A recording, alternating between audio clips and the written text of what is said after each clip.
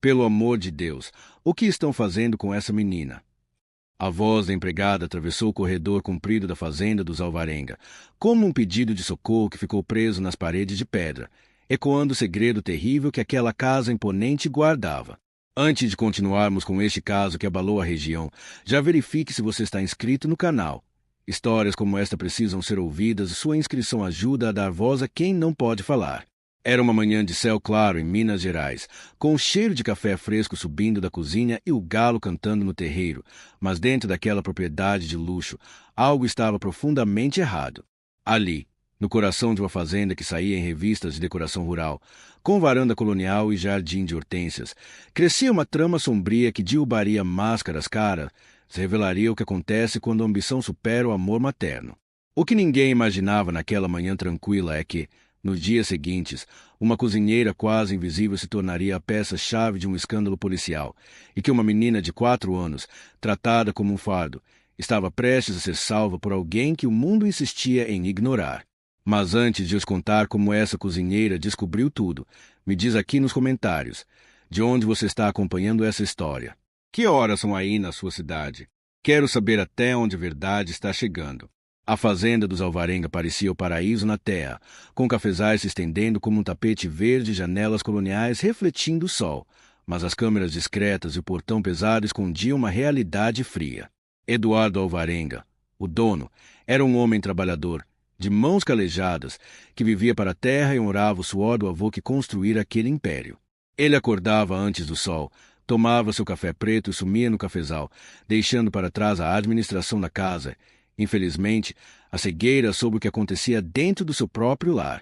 Ele controlava pragas na lavoura, cotações na bolsa e safras recordes, mas havia uma parte de sua vida que ele não conseguia gerenciar: o casamento com Camila. Camila Alves Alvarenga era o oposto do marido. Jovem, vaidosa e vinda de uma família tradicional falida da capital, ela via em Eduardo não o amor, mas um passaporte de volta ao luxo. O casamento fora rápido, uma transação de interesses disfarçada de paixão, mas a realidade da fazenda, a poeira, o isolamento, a rotina bruta, logo transformou o sonho de Camila em tédio e frustração. O golpe final em seus planos de vida perfeita veio com o nascimento de Isabela. A menina, que nasceu com uma dificuldade motora congênita, não era a boneca que Camila imaginara para exibir em fotos de grife. Era uma criança que exigia cuidados reais, fisioterapia e atenção, coisas que Camila não estava disposta a dar. No entanto, ela era esperta. Nas redes sociais, construiu uma narrativa impecável. Postava fotos de Isabela com filtros suavizantes, legendas sobre amor incondicional e minha guerreira, acumulando milhares de likes e seguidores que a viam como a mãe do ano. Mas, assim que a câmera desligava, o sorriso desaparecia. Isabela, com suas perninhas frágeis e muletas coloridas, era tratada com frieza, deixada de lado, vista como um estorvo que impedia a mãe de viver o glamour que desejava. E quem via tudo isso, silenciosa e atenta, era Conceição. Da sua cozinha, entre o chiar das panelas e o cheiro do feijão tropeiro, a cozinheira observava os pratos que voltavam cheios, o olhar triste da menina e a impaciência cruel da patroa, sentindo que aquele teatro estava prestes a virar tragédia. Quando Eduardo Alvarenga precisou viajar para uma feira agropecuária internacional, deixando a fazenda sob os cuidados da esposa, o ambiente na casa mudou drasticamente, como se uma nuvem negra tivesse estacionado sobre o telhado colonial. Se você está gostando da história e quer saber o desfecho desse caso impressionante, já clica no botão de inscrever-se para apoiar o canal. A despedida no aeroporto foi uma encenação perfeita, com abraços demorados e fotos emocionadas para o Instagram. Mas assim que o avião decolou rumo à Europa, Camila desceu do salto e a máscara de mãe dedicada caiu por terra. Sem a presença do marido para manter as aparências dentro de casa, ela abandonou qualquer esforço de ser carinhosa. Isabela, que já sofria com a indiferença, passou a ser tratada como um estorvo insuportável. Não tenho paciência para essa choradeira hoje, dizia Camila, passando direto pelo quarto onde a filha tentava alcançar um brinquedo no chão. Conceição, sempre atenta na cozinha, percebeu que a rotina estava perigosamente alterada. A menina começou a dormir demais, um sono pesado e profundo que não combinava com uma criança de 4 anos, e quando acordava, estava tonta, enjoada e sem força sequer para segurar suas muletas coloridas. As perninhas tremiam, e o brilho nos olhos curiosos de Isabela estava se apagando, substituído por um olhar vago e perdido. O que mais assustava Conceição não era apenas a fraqueza da menina, mas o comportamento obsessivo de Camila em relação à comida da filha. A patroa, que nunca pisava na cozinha, começou a insistir em alimentar Isabela pessoalmente. "Pode deixar que eu levo o leite", dizia ela, com um sorriso que não chegava aos olhos, arrancando a bandeja das mãos de Rosana ou de Conceição. Em seguida, subia as escadas, entrava no quarto da menina e a chave girava na fechadura com um clique seco. Ninguém entrava, ninguém via, mas Conceição sentia. Numa tarde quente, ao passar pelo corredor logo após uma dessas visitas à mãe, a cozinheira sentiu um cheiro que fez seu estômago revirar. Não era cheiro de quarto de criança. Era um odor adocicado com fundo amargo, químico, um cheiro que ela conhecia muito bem dos seus anos trabalhando em farmácia. Era cheiro de sedativo forte, manipulado, coisa que não deveria estar nem perto de uma criança. O coração de Conceição acelerou. As peças do quebra-cabeça estavam se juntando, e a imagem que formavam era terrível demais para acreditar, mas real demais para ignorar. Foi numa tarde abafada de fevereiro, enquanto organizava a despensa da cozinha, que a suspeita terrível de Conceição se transformou em prova concreta. Se você quer ver a justiça sendo feita neste caso, já se inscreve no canal e ativa o sininho, porque a coragem dessa mulher vai te surpreender. E não esquece de me contar aqui nos comentários. Você teria a coragem que ela teve? De que cidade você está nos assistindo? Conceição movia os sacos de arroz e feijão para limpar as prateleiras fundas quando sua mão tocou em algo frio escondido atrás de um pacote de fubá encostado na parede. O coração dela falhou uma batida. Ao puxar o objeto para a luz, viu que era um pequeno frasco de vidro âmbar, daqueles usados para remédios manipulados, contendo um líquido transparente e um conta-gotas. Tremendo, ela girou o frasco e leu o rótulo escrito à mão. Uma substância sedativa potente, com a tarja vermelha gritando uso adulto e venda sob prescrição médica. Conceição sentiu o chão fugir de seus pés. Ela conhecia aquele nome dos seus tempos de farmácia. Era um remédio para derrubar adultos com insônia grave ou crise de pânico, algo que, no corpo frágil de uma menina de 4 anos, poderia causar danos cerebrais irreversíveis ou até uma parada cardíaca. Não era um remédio esquecido por acaso. Estava escondido propositalmente na despensa, longe do armário de medicamentos, oculto atrás de mantimentos que só a cozinheira mexia. O pânico subiu pela garganta de Conceição, mas a experiência de vida a fez agir com frieza. Se ela levasse o frasco, Camila daria falta e destruiria as provas, ou pior, demitiria a única pessoa que sabia a verdade. Com as mãos trêmulas, ela colocou o veneno exatamente onde encontrou, limpou as digitais no avental e saiu da despensa com uma certeza gelada no peito. Isabela não estava doente, estava sendo envenenada sistematicamente pela própria mãe. Naquela noite, Conceição pegou um caderno velho e começou a anotar tudo: horários, sintomas e as visitas trancadas de Camila ao quarto. A guerra silenciosa pela vida da menina tinha começado. A rotina na fazenda parecia seguir normal para quem olhava de fora, com tratores roncando e o sol brilhando nos cafezais. Mas para Conceição, cada dia era uma contagem regressiva desesperadora. Se você está torcendo para que essa cozinheira consiga salvar a menina, já deixe seu like e se inscreva no canal.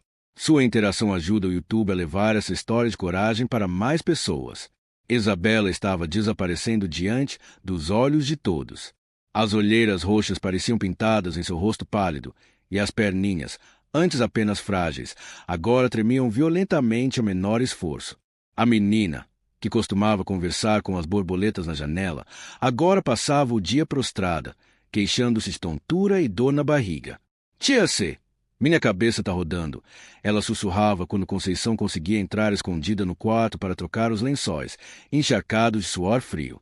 A cozinheira tentava preparar alimentos limpos, sem o veneno, mas Camila estava sempre à espreita, como um gavião protegendo uma presa, não um filhote. "Eu cuido da alimentação dela, Conceição. Pode sair", dizia a patroa, arrancando o prato da mão da funcionária e fechando a porta na cara dela. O som da chave girando na fechadura era o prenúncio de mais uma dose, mais um passo em direção ao fim. A tensão chegou ao limite quando Camila percebeu que estava sendo vigiada. Numa tarde, ao encontrar Conceição varrendo o corredor perto demais do quarto, a patroa bloqueou o caminho. Com um sorriso gelado e voz baixa, ela soltou uma ameaça que fez o sangue da cozinheira gelar. Você anda muito curiosa, Conceição. E gente curiosa costuma sumir rápido daqui, sem emprego e sem referência. Entendeu? A cozinheira baixou a cabeça, fingindo submissão, mas por dentro, o medo de ser demitida e deixar Isabela sozinha a consumia. Ela sabia que precisava agir, mas precisava do momento certo. E esse momento viria numa noite de tempestade, quando a maldade de Camila ultrapassaria qualquer limite imaginável. Me diz aqui nos comentários, o que você faria no lugar dela? Arriscaria o emprego ou enfrentaria a patroa na hora? E não esquece de dizer de que cidade você está nos assistindo agora. Era uma noite de tempestade assustadora, daquelas que parecem querer lavar os pecados do mundo, quando o impensável aconteceu e a máscara caiu definitivamente para quem quisesse ouvir. Antes de eu te contar o que a Conceição ouviu atrás daquela porta, já verifica se você clicou no botão de inscrever-se. Histórias de justiça como essa precisam ser compartilhadas para que ninguém feche os olhos diante da maldade. Enquanto a chuva martelava violentamente o telhado colonial e os trovões sacudiam as janelas da cozinha, Conceição lavava as panelas do jantar, tentando abafar a angústia com o barulho da água. De repente, o som inconfundível do salto de Camila ecoou na escada, rápido e irritado, furando o som da tempestade. A patroa subiu correndo, e logo em seguida, a porta do quarto de Isabela bateu com força, seguida pelo giro da chave na fechadura. O coração de Conceição disparou. O instinto gritou mais alto que o medo. Enxugando as mãos no avental, ela subiu os degraus de madeira velha, pesando leve nas partes que não rangiam, até encostar o ouvido na porta fria do quarto da menina. O que ela ouviu lá de dentro fez o sangue gelar nas veias, mais frio que a chuva lá fora. Primeiro, veio um gemido fraco, um sussurro de criança pedindo clemência, frágil demais para ser ouvido no andar de baixo. Depois, o estalo seco de uma tampa de vidro sendo aberta e o tilintar de uma colher batendo na borda de uma cerâmica. E então, a voz de Camila, não com gritos, mas com uma doçura artificial e venenosa que era 1000 vezes pior. Pronto, minha princesinha. Só mais um golinho e a mamãe fica feliz. Tudo vai ficar perfeito, você vai ver. Conceição precisou tapar a boca com a mão para não gritar de horror ali mesmo no corredor. Não era remédio, não era cuidado, era uma sentença de morte sendo administrada colherada a colherada. A cozinheira desceu as escadas tropeçando, trêmula, com a certeza absoluta queimando no peito. Camila estava dopando a filha para que ela não atrapalhasse, ou pior, estava apagando a menina aos poucos. Naquela madrugada, enquanto a tempestade rugia lá fora, Conceição sabia que o tempo tinha acabado. Se ela não agisse no dia seguinte, não haveria criança para salvar. Comenta aqui embaixo, eu acredito na justiça, se você está torcendo para que a Conceição consiga salvar a Isabela a tempo, e me diz de qual cidade você está nos assistindo. O sol nasceu radiante na manhã seguinte, dissipando a névoa da tempestade e iluminando o café da manhã digno de revista na varanda. Mas a luz clara revelou a face crua da morte sentada à mesa dos Alvarenga. Se você está com o coração na mão torcendo pela Isabela, não deixe de se inscrever no canal agora mesmo. Sua inscrição ajuda a denunciar casos onde silêncio é a pior arma. Enquanto Camila, impecável em um vestido floral, ajeitava a mesa para a foto perfeita do Instagram, ignorando a filha ao lado, Isabela estava desfalecendo. A menina estava irreconhecível. Lábios azulados, pele fria como cera de vela e uma respiração curta, de quem luta desesperadamente por cada pingo de ar. De repente, a cabeça de Isabela tombou para trás, os olhos reviraram mostrando o branco, e um fio de baba escorreu pelo canto da boca.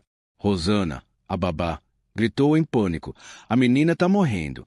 Alguém faz alguma coisa. A reação de Camila, porém, foi de uma frieza monstruosa. Sem largar o celular, ela bufou irritada. Para de drama. Isabela, você só quer chamar atenção. Eu não aguento mais essa manha. Foi a gota d'água. Conceição, sentindo uma força que não sabia que tinha, saiu das sombras da cozinha e atravessou a sala como um trator.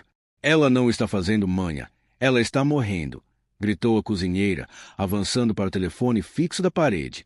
Camila tentou bloquear o caminho, os olhos arregalados de ódio. Larga esse telefone. Quem você pensa que é? Está demitida. Mas Conceição não recuou um milímetro.